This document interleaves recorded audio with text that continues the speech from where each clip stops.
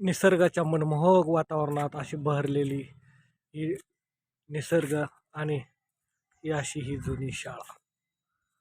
प्रत्येकाच्या आठवणीत राहणारी ही अशी ही जिल्हा परिषदेची शाळा.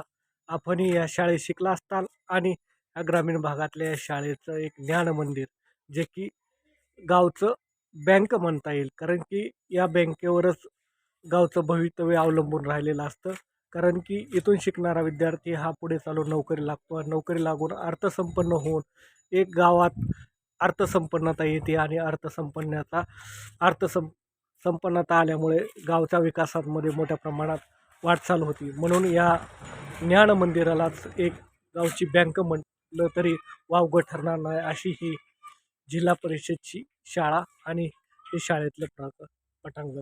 ग्रामीण भागात जुन्या काळामध्ये आपण पाहिलं असेल बेंच, तुटके बेंच, परंतु भविष्यात मोठ्या प्रमाणात या जिल्हा परिषद शाळांचा विकाससुद्धा झालेला आहे. आपण पाहत असेल प्रांगणामध्ये मोठ्या प्रमाणात ह्या सुशोभीकरण केलेलं आहे आणि मोठ्या प्रमाणात नवीन सुद्धा वास्तू बनवलेल्या आहे शाळेंच्या आणि त्या माध्यमातून सुद्धा ग्रामीण भागातल्या जिल्हा परिषदांचा विकास मोठ्या प्रमाणात झाला. परंतु आजही मोठ्या प्रमाणात खंत आहे की आजही ग्रामीण भागातल्या या जिल्हा परिषद शाळेमध्ये पटसंख्या अभावी मोठ्या प्रमाणात या शाळा बंद पडण्याच्या मार्गावर आहेत. परंतु आपलंही कर्तव्य आहे की आपणही सुद्धा या जिल्हा परिषदमध्ये शिकलेलो आहोत, आपणही मोठ्या उच्च पदावर गेलेलो आहोत. परंतु माझं गाव माझा अभिमान या माध्यमातून आपण सुद्धा या शाळा कशा विकसित होतील आणि कशा पद्धतीने भरल्या जातील याच्यासाठी आपण सुद्धा प्रयत्न करणं गरजेचं आहे.